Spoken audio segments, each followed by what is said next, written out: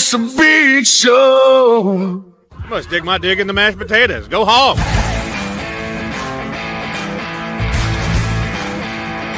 This is a team sport.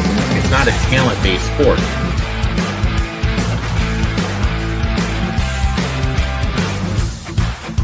We got Bobby fucking Petrino back. If I'm honest with myself right now, it's a cool 12-0.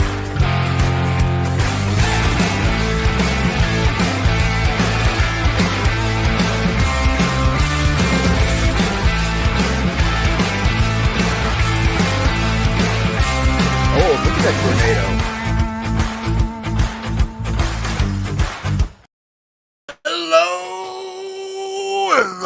Hello to everybody out there. Welcome to another episode of the College Football Tailgate. As always, it is me, XFL Jim. Oh, Jesus. Joined by the illustrious man himself, Chase Sessoms, a.k.a. the Wolf of Oaklawn, a.k.a. sometimes Chase Lupine Fiasco Sessoms. What's up, buddy? What's up, buddy? Man. I endorse multiple uses of that. Oh, we're gonna definitely have multiple uses of it. Speaking of which, Erik, down at the bottom, but always top in our minds and hearts, it is Erik, aka Uncle fucking Rico. I need to smash another table, boys. You do. It's been a while. Erik looks way too focused on something. Yeah, I'm distracted right now. I'm not gonna lie. Oh, he's flirting. He's flirting with the little lady, I imagine. No, I'm trying to find this line. And when I say little lady, I don't mean like someone who's like cute and like flowery and whatnot. I mean, Erik may or may not be dating what we in the biz call a dwarf. Like 4 foot nothing, stumpy arms. But she can throw it back like nothing. God, did I ever tell you the Jesus? Did I ever tell you the small person story? No, I don't think so. So I was dating this young lady, and she had some really interesting friends. And dude, I kid you the fuck not, she had her friend on speaker, and her friend was a doctor. Her friend's husband was a doctor. One worked during the day, one worked during the night, and he started like working out before, so he'd always leave with a gym bag and before he'd go to work. And then she went on his computer, and like she's telling the story to the girl I'm dating at the time, and she has it on speaker on the couch. And she found small person porn on his computer, and she was convinced that a small person was staying the night. Oh, you've told us this. Oh, in the gym bag? Yeah. Small person out in the gym bag. And I'm not doing justify. How am I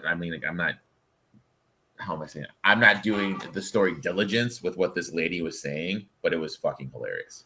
That is the funniest thing. That is amazing. I forgot about that story. Yeah. But also to judge a man and to assume so much about him just from partaking in small person pornography. Who among us has not? Yeah. Sometimes you got to trick the dick. You don't know what the dick's Who among us has not? All right, boys. There's a lot going on in the college football world. Where do we want to start? Do we want to start on the games yesterday? Do we want to start on the crazy coaching carousel that is 2025? I guess Penn State finally got their guy. Is it their guy, their 28th choice? I don't understand if you're Matt Campbell, why do you leave where you are already the greatest coach in the history? You pretty much have your job secured for until like you don't want it anymore. So I understand like wanting to take on a new challenge and everything, but if I'm Matt Campbell, like I'm super comfortable at Iowa State and I don't go anywhere. The Matt Campbell of it all, I feel like he was looking for one of the top 3 or like top Midwest-based Big Ten schools to open, because he's just that Midwest of a guy. I understand Penn State's super far east, but just the conference as a whole has that vibe, and it's in the middle of nowhere in Pennsylvania. I think he might like that vibe of not having to move from Ames to a larger city. Yeah. I mean, he's going to get what he needs to win at Penn State. Like, they're going to pay the NIL money. They're going to, It's a good coach in that situation who doesn't choke all the time, like James Franklin, is going to have a good job at. He only has one more top 25 win than James Franklin. Yeah, but he's been at Iowa State the whole time. Yeah, that's true. Oh, yeah, but I feel like people look at that as like, okay, yeah, but he's been at Iowa State while James Franklin's been at Penn State. The resources aren't comparable in my mind. I saw some people trying to compare this to like Nebraska hiring Mike Riley. And I think Matt Campbell's a much better coach. I feel like he's not old, he's young, he's energetic. I assume he'll be good at doing the whole NIL thing. And I mean, like, if he's going to move, this is the time with the age of his kids. Yeah. Like, it's just, it makes sense for him to do it. Like, personally, like Chase said, I wouldn't go from a place where I can just retire, be the king of the castle. They'll build a statue for me. You know, to go to Penn State, where James Franklin, who had how many 10-win seasons, just got ran out of town because they had a bad year. You know, like, for me, I wouldn't do that. But that is just me. These coaches are psychopaths, though. Like, they're going to be like, well, if this guy couldn't, maybe I could be the one to turn it around. Maybe I can win a national championship here. They're freaks. I mean, are you ready for the biggest news in college football? Which one is it? The NIL money that's just pouring into Michigan State right now. Oh, is Pat Fitzgerald activating the fan base? They had one guy dump up $400 million into the program. $200 million is going into NIL. So did they just not trust Jonathan Smith? Is that what that was? I think it has a lot to do with like stadium naming and shit. Okay. Erik, I didn't get to ask you. What do you think about the old Pat Fitzgerald hire? I mean, it's really hard to get excited for someone that was 4-20 his last 2 years at freaking Northwestern, but from everything he's saying the right stuff, but you have to keep in mind he's friends with D'Antoni and Izzo. So like I was torn on it because I think Pat he's a guy that does more with less. I liked what he was doing at Northwestern for the most part. Like you guys are, I'm a buddy. Yeah. I'm a buddy. He and Pat are tight. What up, Pat? I do worry about the end of Northwestern there for him, and I worry about his ability to have a competent offense ever. And I don't know about these guys, like grabbing these guys who have been out of the game and have not coached at all in the NIL era. I mean, he's claiming he has studied the NIL, which Sure. I mean, he went to Northwestern. He's a smart guy, right? Sure. I'm sure he went to a lot of classes there too. And then the other big one, I guess we'll talk Lane Kiffin. Lane Kiffin. He exits the job the same way every time. Yeah, he just bones out. I had honestly forgotten that he just boned out on Tennessee after 1 year to go to USC. Like, they showed it because they were pissed. But because like I had just completely forgotten about it because he's done this so many times. We should have known like once they started floating names like Florida and LSU, like he was out. He was gone. And I love how he always has to do it in the messiest way possible. The messiest possible way. Yeah. I understand Ole Miss being like, okay, you need to tell us what you're doing because they knew he was gone. The crazy thing to me was like guys like Saban and Herbstreit on game day saying that Ole Miss should let him coach through the playoffs. No, that's the last thing you want. So this is how I'm looking at it. Okay. He took Ole Miss to heights they've never been at before. Is this the ceiling for Ole Miss? Yes. Depending on how far they get in the playoff, yeah. But I mean, like back-to-back 10-win seasons. You know what I mean? LSU, he's going to be making more money. He's going to have more money in NIL. And if your goal is really to win a national championship, yeah.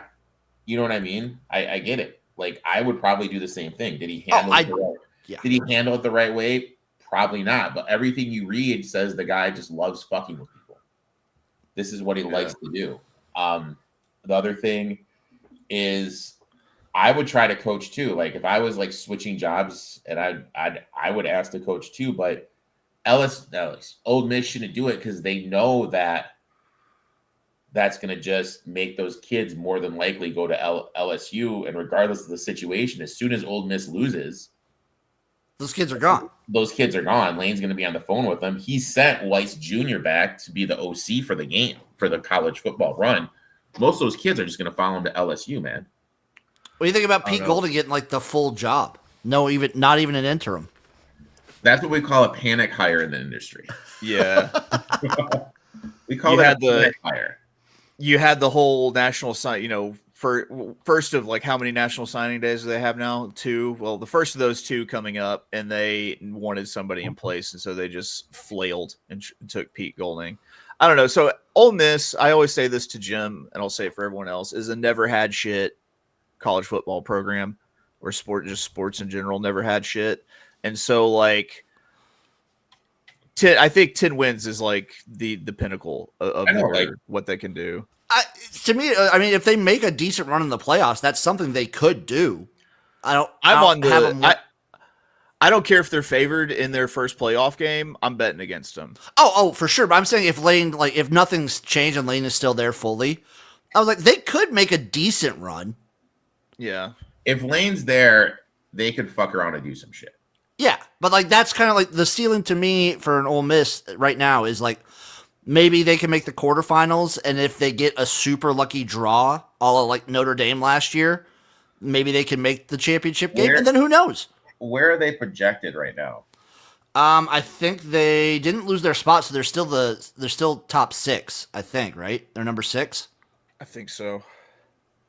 Where's the latest? So they're right now projected to be getting a home playoff game. Because it's the 6 versus the 11, or is it 6 versus the? So 10? Right now they are supposed to play whoever the 11 is going to be, and then winner gets Georgia. So they're right now projected to play probably Tulane or Virginia. Yeah, but they get Georgia, who, you know what? I kind of actually like their path a little bit because they're playing Georgia for the second time, and that's a big time angle for me in college football. So and Texas A&M and Notre Dame have to battle. Yeah. Like, geez, do you see in his contract that LSU, for every like bonus he would have gotten for Ole Miss making it further in the playoff, LSU's going to pay him that?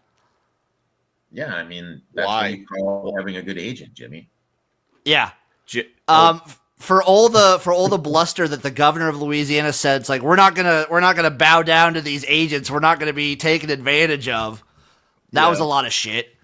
100%. Jimmy Sexton takes advantage of everybody. He's the unseen hand that rules college football. What other coaching stuff did we miss? Because obviously Alex Ghosh went to Auburn. You have John Summerall going to Florida. Summerall, Florida. Then you had Morris to Oklahoma State. Yep. And then from the Matt Campbell to Penn State, you had Iowa State grabbing Washington State's head coach, like instantly. Yeah. I'm trying to see. I'm going to say this. It looks like is put together a hell of a staff. Is he? He poached Faulkner from Georgia Tech. Okay. To be the OC hire. Golish, who costed South Florida $4 million by not kicking the field goal in the Memphis game, kept Durkin the DC for Auburn. Yeah, I feel like from what I've heard, that's to keep a lot of Auburn like behind the scenes money happy. A lot of people in the Auburn camp wanted Durkin. Okay. Like that's kind of a more. I mean, Durkin's a whatever DC. He was like the defense for Auburn's been good, but it's been good before Durkin too. I don't know. That's fine. And then Kentucky got Will Stein from Oregon. Oregon loses probably both their coordinators because I think Tosh Lupoli is going to go to Cal. Yeah. I don't know. It's so crazy. Like I feel like more teams right now should be going the interim route instead of playing like the head coach carousel as much as they are. Like there's some good talent out there as offensive coordinators and defensive coordinators that just don't seem to be getting shots as much as they're just kind of reshuffling the deck when it comes to college coaches. Are you talking body shots or coaching shots? Either. I don't understand why we got to separate the two. So right now the openings we have are UCLA still open technically. The word on the street is Smith is going to take that. Okay. Trent Dilfer out at UAB. So UAB still Mort, open? They hired Mort. Okay, got it. Coastal Carolina open. Thank God for finally firing my man Tim back. Dude, 2 words. It's the only answer. The hatred for Beck, man. And then Tulane and Memphis are still open, right? Is North Texas open too? No, they got Neil Brown. Neil Brown, yeah. Okay. Which I don't know. I don't know about these G5, like guys who were successful in the G5 and then you retread them. Maybe. But that's the thing, who knows? You know what I mean? Like, at the end of the day, is he a Texas guy? Texas is such a weird place because you have to have, quote unquote, roots there to kind of get into the system. There's so much talent in Texas. I don't think he has any roots. I think that's going to be really hard for him. True. Unless he does because Matt Rule was the same way, but Matt Rule, if you surround yourself with a bunch of guys that are in big with the Texas high school coaches, you can do stuff. And then the weird one to me, Jim Mora from UConn to Colorado State. That's all about money though, man. That's fair. Money, dude. You know what I mean? That's another one. That's the thing that doesn't make sense to me. I feel Jim Mora, with what he did at UConn, should have got a better job. Maybe because he is a West Coast guy. That was the only West Coast job he could have got. Yeah, because UCLA's not taking him back. So yeah, I was gonna say, you know what I mean? Seriously, maybe he lines himself up there. He starts to get roots, does well.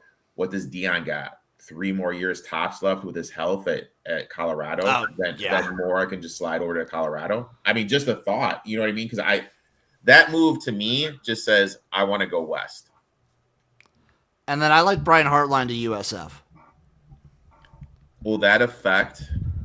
Is he going to coach out? Yeah, I think most of these schools that are going from coordinator to whatever or G5 to P4, they're being let coach out.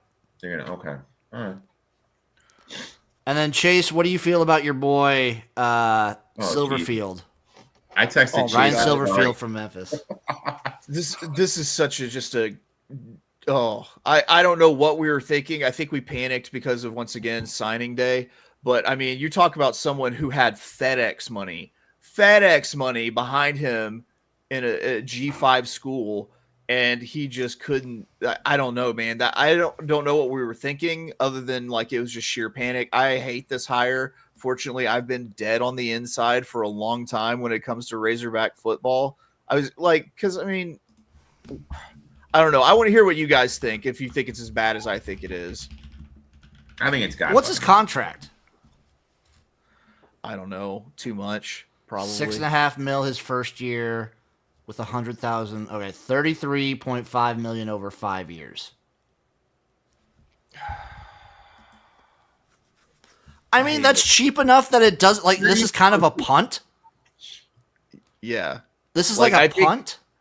Let's go after hiring him. They might as well have just gone ahead and started their second coaching hire process, because I don't think he's going to last long. If he comes in and he doesn't win any SEC games like we saw this year, we've seen a couple times in the past, it's getting to the point where the people 2 years he could be gone. Chad Morris was gone in 1.5 years. I think this is just he could surprise me. I mean, he could do a cheese dick and win a national championship after being a terrible coach at Iowa State, but we don't. I mean, I'll have to see who he brings in as his coordinators and stuff. But for me, this is just if I were gonna rank it, I would give it a D-. I always get hesitant about taking these guys who are at a program like a Memphis, who's supposed to be the big spender in the American. They spend the most money. They're supposed to have the most higher than 4th, and they never. Not only do they not win the conference ever, but they never finish higher than 4th. Yeah. See, Memphis, I don't know. I think Memphis has been such like a stepping stone program where like people who coach at Memphis go on to much better things that like they just kind of just assumed like, well, he must be he must be the coaching commodity here because he's at a place that's a stepping stone. What was old Justin Fuente's record at Memphis? It was pretty good. Wasn't good at Virginia Tech. Did he go to Vatech? Yeah, he went to Virginia Tech. Yeah. Currently an analyst at Indiana, by the way. Whew. And then in a similar move to a Silverfield, a guy that I hold in similar regard, it looks like UConn might be going after Jason Candle from Toledo. Who's going after Campbell? UConn. Jason Candle potentially to UConn. Is that really a move up? That feels like a horizontal or move down. This might be just a thing that because Toledo's in the same boat as Memphis, where they just they spend the most money, they get the best talent, and they never win. Shout out Sports Facts. You're here for the love of the game. You're here for what we tell you are. We're gonna feed you the slop like the little piggy you are. Little pig boy. Come here, little piggy. I love them. Okay. Quick recap of last night. Kennesaw State loses by 2 to Jacksonville State. The safety killed them. I'm sorry. That sucks. Go Chase for Jayville State. Back-to-back winners of the CUSA. JMU pulls away late, like throttles Troy to end the game, 31-14. Tulane owns North Texas for almost the entire game, 34-21. And Boise, 38 over UNLV, 38-21. UNLV potential frauds of the year. Thank you. Thank you. Erik, I've been on your side with this. Jesus, they're fucking awful. But go ahead. I think that North Texas could have given Tulane more of a game, but like their starting running back, one of the better running backs in the country, like broke his collarbone or some shit early on and wasn't into play. So I think that really hurt them because they were dropping back and passing pretty much every single down, and they were just pinning their ears back and getting sacks left and right. Chase, I broke my collarbone yesterday, and I'm here. This probably so. Did you guys ever watch old school WWE wrestling? Oh yeah, yeah, somewhat. And like, there's that one thing where like Kurt Angle said, "I broke my neck yesterday, and I'm here." I'm sorry. So Tulane will probably make the playoffs, I would imagine. Tulane is in. I mean, the interesting Tulane thing is in. What happens if Duke fucking wins? I don't know if you can have Duke in, dude. I don't know. I think that puts JMU in too. You think they were saying, I guess JMU might have already punched their ticket. Well, so like they already kind of had it set up where the way they do the playoffs, it's like, okay, they had Tulane higher already. North Texas was also higher, so whoever won the American was already in over JMU no matter what. You just kind of need some chaos because no way, I don't think Duke at 8-5 is still ranked. Yeah, they have JMU in the rankings. Yeah, so if Duke wins, then you end up seeing JMU along with Tulane, and then the ACC gets snubbed, which I'm completely fine with, honestly. The fact that you have a 7-5 team. They also kind of set the precedent where if Texas Tech wins and if they win big enough, they just kick BYU to the curb, and maybe they can like they have it set right now where Miami might be able to jump Notre Dame. Who do you think belongs in, Miami or Notre Dame? I mean, I think that's like BYU. I don't get them both out of there and put BYU in. Dude. I think if BYU loses by less than 10 points, they should be in. I don't give a fuck. I know that they lost to Miami. Love for Puka. I honestly think that Notre Dame's a better football team over Miami. Like, they've monstered some folks despite losing to Miami in week 1, but people are going to say the head-to-head thing. And I guess you have an argument. I mean, that's definitely an argument, but I think if the head-to-head thing is like just part of it for me. Yeah. Because I don't know, if we're talking about the best football matchups, then you have to have Notre Dame in. The head-to-head is super valid, but also like Miami losing to who they lost to is really like that's not great. Yeah, for sure. Also, it would be funny, just one more thing on the actual outcomes. If Duke wins, it would be very, very funny if Manny Diaz won an ACC title at Duke before Miami has ever won one. That would be pretty good. That would be. So I'm with gonna an say this, 8-5 record. looking into next year. I mean, can we just all agree we're just going to put Vatech in the college football playoffs? Are they're getting all the Penn State's recruits. Franklin knows how to like at least win 10 games. Franklin is going from coaching against Ryan Day, who's fucking phenomenal, to coaching against Mario Cristobal, Mike Norvell. You know what I mean? Like the step down in competition. Pat Narduzzi. He is gonna. Don't you fucking So. Yeah, Kennesaw won. I thought they? Kennesaw won the game. I thought they lost from the I safety. thought you just spoke when you said it, dude. Maybe I did. Did those boys win? Did I misspeak? Yeah. Maybe I did. I thought. Aw. Shit. Aw. Poor Chase. Aw.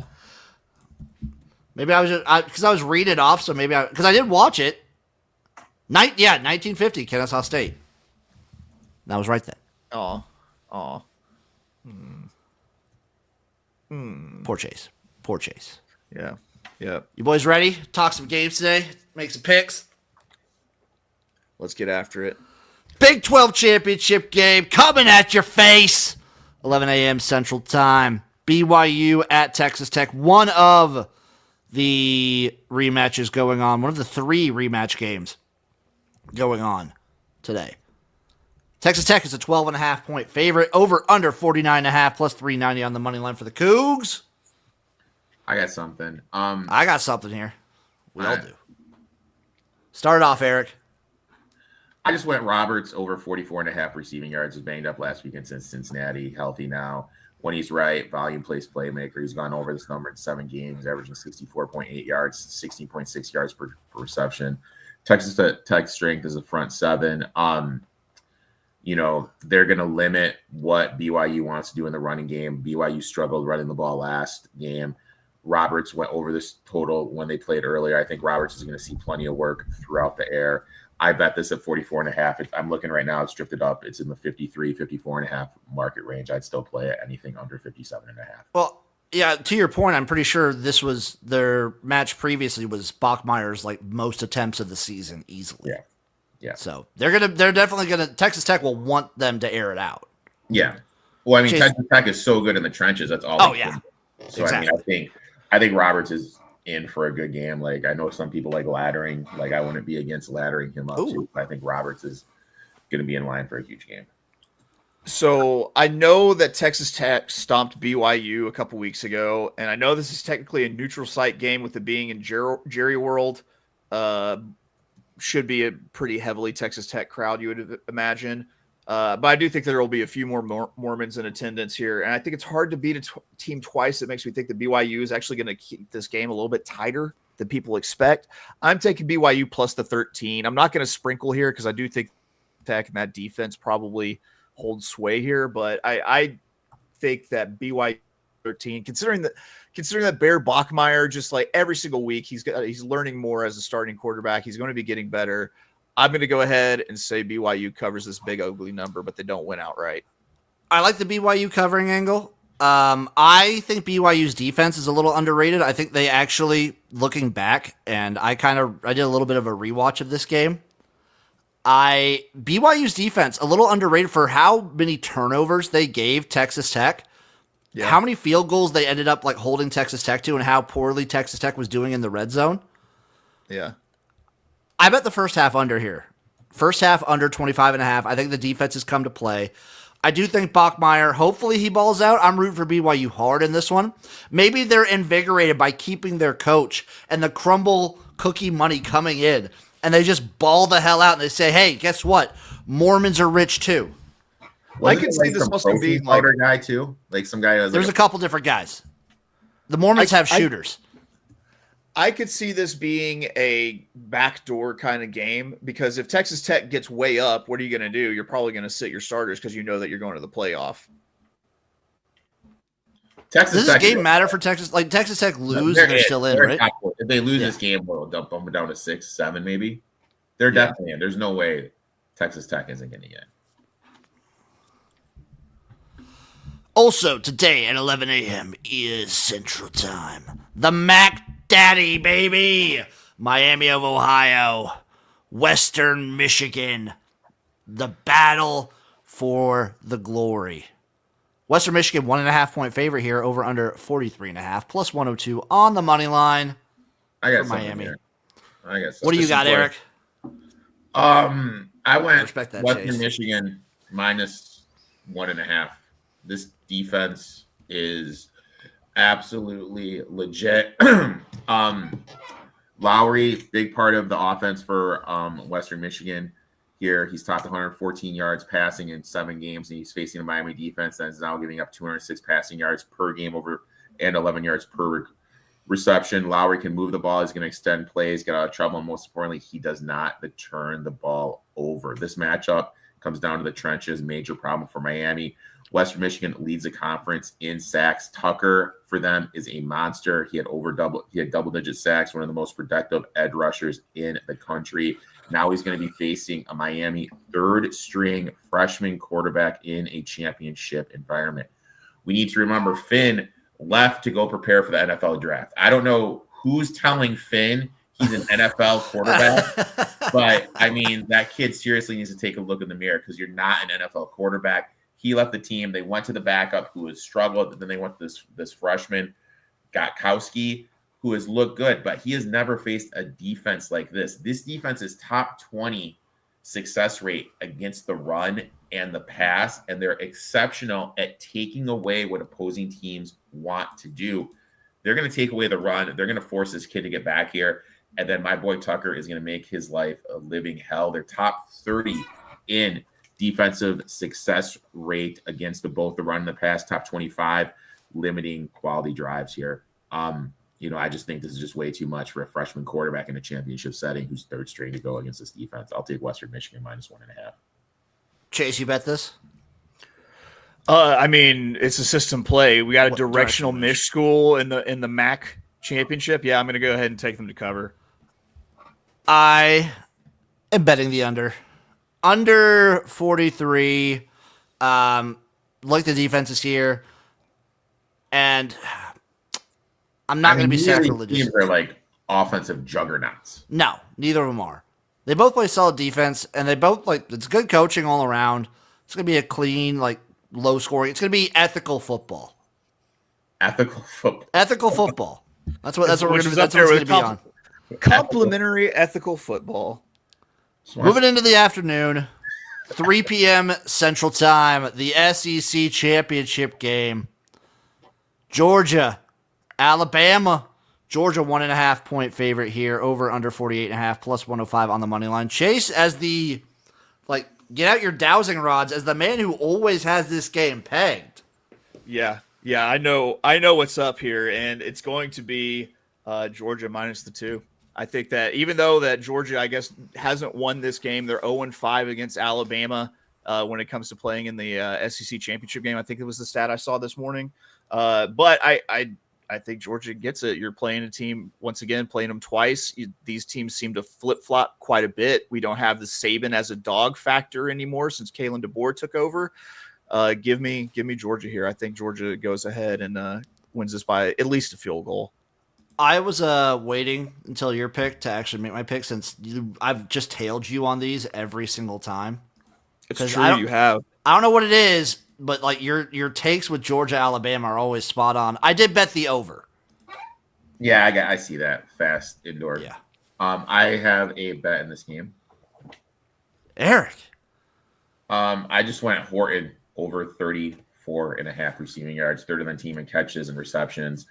But when you look at it, every time that they've had a quote unquote big game, he's really stepped up for Bama. He had 65 yards against Georgia earlier. He's gone over this in the 6 games I mentioned. In the biggest matchups, he's just always there. He had 9.9 yards per reception against them last game. I think this is going to be a big game for Horton, especially on that fast turf. So I went Horton over 34.5. So one thing that I heard this morning that I think plays heavily into this in the Georgia pick is that Jan Miller questionable. Not sure if he's going to play. Their second string tailback out. Josh Cuevas, their tight end, probably out. So yeah, I think that everything's kind of stacking up for Georgia, and just I feel it in my bones, Jim. I feel it in my bones. I feel it in my penis everywhere. Oh wow. Thanks for sharing that, bud. Yeah. So my question to you guys: do you guys feel that Alabama needs to win this game? No, but they need to at least not get blown out, I think. I don't think they need to win. Obviously, if they do lose, they get like a lot of questions about them, but they still have them slotted over Notre Dame and Miami. And I feel like you can't punish them for making like that's the committee's been trying to like do they're trying not to punish teams for making conference championship games. Even though Dan Lanning's like, fuck it, we don't want to go. Fuck it. Yeah. I don't know. It's everyone just has to prepare themselves to put a 3-loss Alabama in the playoff. They probably just like end up being like maybe at worst they're like the 10 seed. Maybe they drop them one spot, and then they get a road playoff game. Yeah. No, I think that's probably what happens if they lose. Tonight, 7 p.m. Central. Number 1 versus number 2 in the Big Ten championship game. It's Indiana versus Ohio State in Indianapolis. Blah, blah, blah. Ohio State, 4-point favorite here, over under 46.5 plus 164 on the money line for the Hoosiers. I got nothing. I got something. I bet the over. I bet over 47.5. So. Give me Indiana on the money line. I'm going to go ahead. I'm going to take that swing. I feel like Curt Cignetti probably has a sting of getting just mollywomped by Ohio State last year. And I think that he probably built this team specifically to beat Ohio State. I don't want to be on the wrong side of something that Curt Cignetti puts his mind to, quite honestly. And I think that you take the shot here. I mean, he got kind of humbled whenever he said the Google me thing. And I think he's probably put together a team that's going to be able to make a serious run at beating Ohio State here. So I'm going to take him on the money line. It's another one of those games where either one of them can lose, and it doesn't really matter. So, like, how cranked are you going to be if you're Ohio State to win this game? I understand Big Ten championship sort of thing, but still, I think you take the swing and go ahead and say that Indiana gets the win. Are they playing? Where are they playing this game? Indianapolis. They're playing it in Indianapolis. Yeah. I'm even more juiced for it. And I mean, like, I think what Chase said kind of hit the nail in the head. Is that nail in the coffin? Is that whatever the fucking saying is? Yeah. One thing Ohio State has shown us all year is they're playing for the national championship. So they really, I think the two games that cared, the things that cared to them the most, winning the Natty, beating Michigan. I don't really feel this game they give a rat's ass about. Right. Maybe winning the Big Ten, but I also feel like there's something to the fact that Indiana's been tested a little bit more. They've had to play in some tight games, like against Oregon, even Penn State, while Ohio State, after week 1, has just been cruising. And I mean, that's also a good point. Does Day want their freshman quarterback, whose name I'm split, Julian Sand, baby? Does he want? No, seriously. Does he want him to have a close game? You know what I mean? To kind of like, okay, you need to drive us in the field goal range to get it. Does he want him to win the Heisman? You know, that's true. This could be a battle for the winner of this game wins Heisman. I think Mendoza. I think Mendoza sucks. You think he sucks? Oh yeah. People are saying whatever team takes him top 10. Oh, don't get me wrong. I don't think he's going to be a great NFL quarterback. Erik, picking sucks for a guy who's a good college quarterback is rough. He's a good college quarterback. Jim, I'm sorry if I have high fucking standards. He's a good college quarterback. Jim, I'm sorry if I have high fucking standards. It kind of reminds me of like Ken Dorsey back in the day, or like what was an insult to Ken Dorsey? It reminds me of a Chris Winky.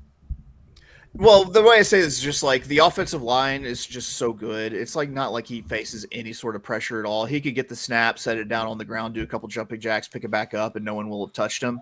So I don't. If you can't get behind someone who just wants to go 99 yards with the boys, It's my favorite. That's my favorite Mendoza quote. 99 Yeah. yards with the boys. There we go. Also, the doubleheader tonight, also at 7 p.m., ACC championship game. Duke, Virginia. Virginia, a 4-point favorite here. Over-under is 57.5, plus 150 on the money line. So what odds would you guys have taken if I said a 5-loss Duke would have made a conference championship game? I would need at least 50 to 1 on that. Yeah. At least. What was the tiebreakers there? I mean, but that's the thing. Like, some of these teams, I'll give. It was. Some of these have them where it's like if they're tied, they go to highest rating teams. That's what the Mountain West did to get UNLV in there, because the teams that got left out. It should have been our boys at New Mexico. And speaking of that's a coach that's a coach Eck or whatever his name is. Jason Eck, coach of the year for me. Yeah, I mean, you have to do that to protect them. You know what I mean? Like, Miami not playing in that game is just killing them. And there is a world, if Duke wins, do they just say fuck you to the ACC and don't give them anything? There is a world. And then I wonder though if they would just be like, well, Duke's strength of schedule now that they've beaten like a top whatever Virginia team.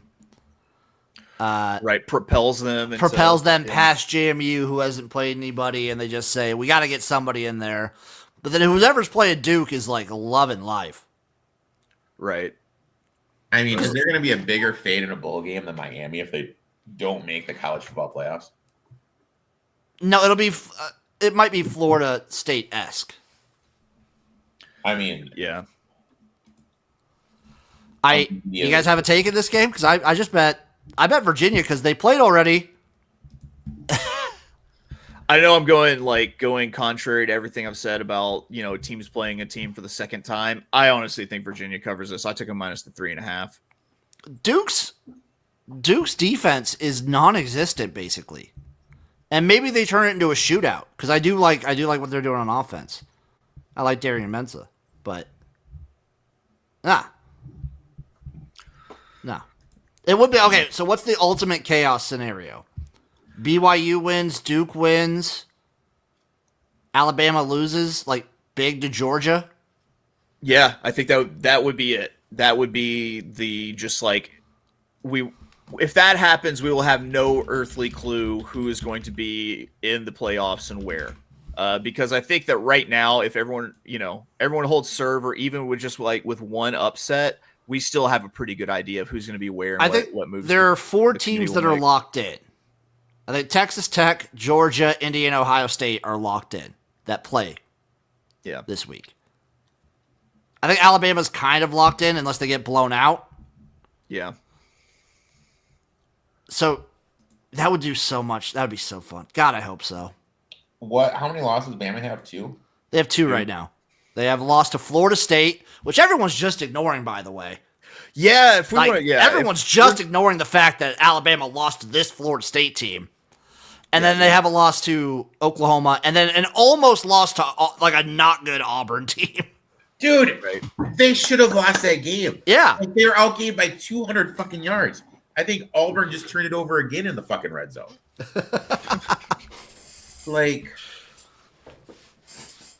No, if they get blown out, I think they probably aren't in. Right? They can't be. Yeah. And then BYU winning would probably kick out the Notre Dames and Miamis of the world. I think so, yeah. The Notre Dames. Yeah. Realistically, I think Notre Dame's in. I think Ole Miss is in. I think Texas Tech is in. I think. Yeah, but what if BYU wins? Then what happens? BYU wins. I think the ACC just gets screwed. Yeah, I don't know. I think you end up. I think there's going to be a lot of moral gymnastics going on with how they what they do, what they say to justify putting Notre Dame in. Because I don't think I don't see a playoff without Notre Dame in it. I don't see a world Notre Dame doesn't make it. Well, I'm giving you. So right now, if BYU wins, Texas Tech isn't getting kicked out. Correct. Texas Tech probably drops from 4 to, I don't know, 8, 9. They don't drop very far. Yeah. Yeah. They might still get a home playoff game, but then you still have to have, if Duke wins, you got to have, you're putting Tulane in there. Tulane's already in. You got to put JMU in. Yep. If you put Tulane and JMU in right now, that's all your conference champions. If BYU wins, who are you kicking out? If Alabama is still in, and like say Alabama wins or loses close or something, Alabama's still in. If BYU wins, Notre Dame is the chopping block team. It's true, but they will do all sorts of mental gymnastics to try to justify it. So you'd have to kick out. Here are the teams you'd have to kick out. You're either kicking out Notre Dame, Ole Miss, Texas A&M, Oklahoma, or Oregon. I could see a scenario where they kick out Ole Miss because Lane Kiffin is gone, just how they did, in the playoff a few years ago when Jordan Travis. Yeah. I could see that, but when Lane Kiffin, when this news already came out and they did the most recent rankings, they have Ole Miss as 6. They improved. Yeah, they jumped up a spot. Which is actually kind of funny. So I don't know how the playoff committee does things. They could change things wildly week in, week out.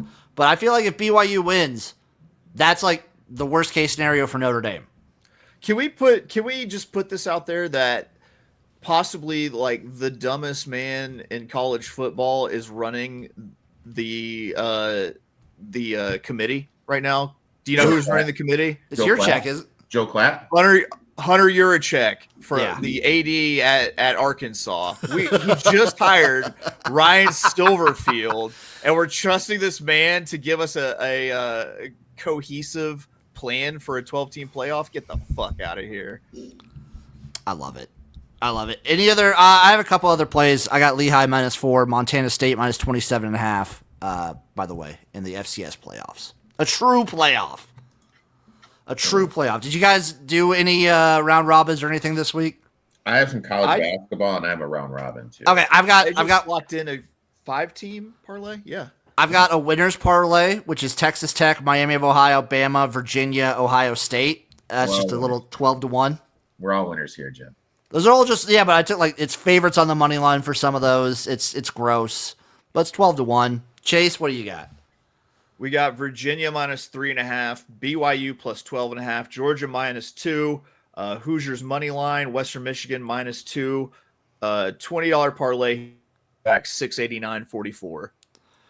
Eric, let your college. I've got 3 college basketball picks too. What do you want? Do you want my round robin or do you want my? Give me the round robin, damn it. My round robin is Roberts to have 60+ yards, Horton 60+ yards, Western Michigan -1.5, and then in the UFC, Gaskov even money. Multi-sport up in this. Working a little blood sport to it. Let's go. And then my college basketball bets are not Wisconsin, excuse me. It is Marquette +11.5 against Wisconsin. Northwestern -2.5 against Ohio State. Vatech -3.5 against George Mason. Rutgers +25.5 against Michigan. Fresno +20.5 against Arkansas, and Tennessee -1.5 against Illinois. College basketball I have right now for you. I'll have the full slate out later. I've just been late making these picks. Duke, Michigan State under 142. Bowling Green on the money line. Ohio State on the money line. And then, of course. You're taking Ohio State against Northwestern, Jimmy? Yes, I am. Are you going head-to-head? Yes. Oh, man, betting sport. This week it keeps losing its list. I think I would be okay with them eliminating conference championship altogether. I don't know. Okay, so there's the whole... You have to fix the conferences, though. Yeah, well, there's the whole, it doesn't matter because what's happening is, they're going into the playoff. But I make the argument that we just made a Tulane and University of North Texas game mean an entire, just means so much more because it's like an additional play-in game. So I don't know. I can see that's what I would do though. Is I would replace I would just crown your conference champions or whatever based on schedule, and then I would just have this be like the first week of the playoffs, or be like a set of play-in games. Where like instead of like saying it's Georgia Bama, you have the teams that are on the cusp that they play. Right. I mean, so what I would do, who, my opinion, means shit to all these people, is I would take the top, let's say, take the top 16 teams from the Power Four, and then you take the top 6 or 4 teams from the group of 5. Group of 5, and then they have their playing games to go into that bracket. Yeah, that's what I would do instead of conference championship week. Eliminate the conference championship because like it doesn't mean anything. You know what I mean? Like Oregon got fucked last year, winning the Big Ten. You know what I mean? Like they got screwed winning the Big Ten. So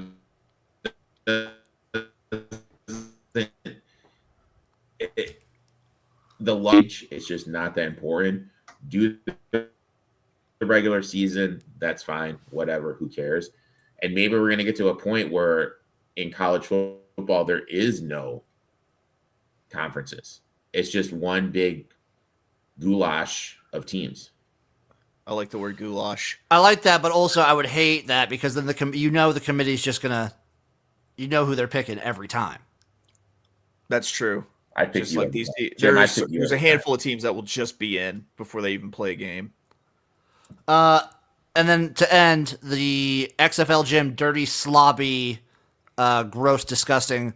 I found a beer bottle in this room a little like last night that had been here that I had like done a tornado out of months ago. There's mold growing in the bottom of the beer bottle. Oof. I took a whiff of it last night and almost just yacked everywhere. It was bad. That's Jim's teaser juice. The teaser is BYU plus 18, Miami of Ohio plus 8, Bama plus 8. What was that, Eric? I think for Christmas. Oh, geez. Eric's internet's killing him. It's not me this I was just time. going to say Christmas. The teaser. You hear me? No, we didn't hear anything you said. Yeah. It was like, let me say this. And then it was perfect timing in terms of, it was crazy. Go ahead, Jim. I'm going to get my teaser real quick, and then we'll listen to you, Eric. BYU plus 18, Miami of Ohio plus 8, Bama plus 8. I'm teasing over 0. Fuck my life. Virginia plus 2.5, Indiana plus 10. It's a plus 350. I could not take Duke. Couldn't take Duke. Okay, Eric, what were you going to say? I'm just going to buy you a cleaning lady for Christmas. Sometimes I just live like a slob, Eric, and then I clean the room and then I get like hyper productive, okay? I got to tell you, I've been to his dwelling before, and I got to tell you, it's pretty nice. I was going to say the actual house is nice. Yeah, keeps it clean. Yeah. That's a lot of the lady. She's like paranoid about that shit. But I clean. She's like she whips me at it. See, I clean. Any other takes, boys? We're entering now. We're done with the regular season of college football. We're into it's a new season, and it's about to be my thing that I hate most. One of the things I hate most about college football, where they take an extended break and leave all this momentum for the NFL. I fucking hate it. I hate the break between. Yeah, but like, how long do we have to wait for bowl games? Only a couple, only like a week. That's too long. No, don't 2 take weeks, a week. Probably 2 weeks because of Navy and. Army. So you got Army Navy next week. Did you guys see that Diego Pavia reached out to Donald Trump as a presidential whatever, to expand the college football playoffs to 16 teams? You know what? Do whatever you got to do. Did he buy any Trump coin? Because I think that's how you get anything done with him. I don't know. All I know is he needs a job. But yeah, yep. I'm trying to see. Oh shit! Yeah, you're right. December 13th, bowl season. Yep. with some seriously lackluster games with people who do not give a fuck about the game that they are playing in. But sometimes those are fun. Like, remember how many Sometimes fights they're we fun. had last year? Yeah, who was it? Was it Syracuse? It was last like year that got into a multiple big fight? teams. There was like 6 to 8 different fights in bowl games last year. It was great. The bowl games were way more exciting than like the first round playoff games, just because there was so much like hate. Here's another knock on Ryan Silverfield, as if I needed to find more reasons to dislike this dude, is that I don't think any of his Memphis teams got into big fights or hit anybody with a helmet or stole a ball from a ball boy or anything. Like, so was he really even a coach of Memphis if his team didn't get into a brawl? I was gonna say that's not really the Memphis way. Oh, there's Yeah. already some bowls locked in. I didn't see that. Yeah. ODU versus South Florida. Missouri State versus your boys at Arkansas State, Chase, in the Xbox Bowl. R.I.P. Bahamas Bowl. Oh, we miss you, the Bahamas Bowl. And then Cal at Hawaii for the Popeye's Hawaii Chicken Bowl. Bahamas Bowl. I will be watching the Hawaii Bowl. Any chance that I get to watch JKS again and again and again, I will take that. So that Old Dominion game, Old Dominion's not going to have their quarterback. God only knows what's going to be going on with South Florida's team with no coaching With staff. Grolsch. That's yeah. probably why that's probably why you can get tickets for For $40. Golish. That's way too much money, man. I mean, Yeah, but you're in Orlando. Orlando's not that fun, dude. At Camping World Stadium. Yeah. It's I don't know. It's not very fun unless you're at Disney, I think. Universal. They got Universal. Yeah, Universal too. If you're not at a theme park. That's very fair. Thank you all. We love you. Follow Chase at of Oaklawn and at Notorious OTB. He's killing it. He's absolutely killing it. Follow Erik at EHOT21 Sports. He's hot. He's hot right now, red hot. Follow me at XFL Gym. There's a lot going on. It's basically the off season for me, so I got a lot cooking up. I got a lot brewing. I've taken 2 weeks off basically from really like XFL Gym content. So we're coming in hot. We'll see you guys next time for some more college football and college basketball action. Bye-bye.